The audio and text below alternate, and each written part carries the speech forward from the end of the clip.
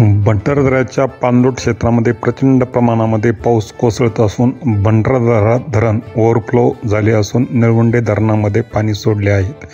निळवंडे धरणामधून सुद्धा काही प्रमाणामध्ये प्रवरा नदीच्या पात्रामध्ये पाणी सोडल्यामुळे संगमनेर भागामध्ये नदीचे पात्र तुडुंब भरल्याचे दिसत आहेत.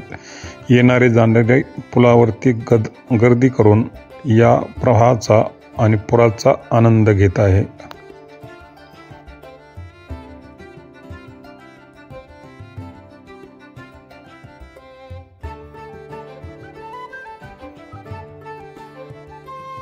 आपण पाहत आहात मी सह्याद्री वेळा चॅनल. नवीन बातम्या जाणून घेण्यासाठी मी सह्याद्री वेळा चॅनलला सबस्क्राईब करा, शेअर करा, लाईक करा. धन्यवाद.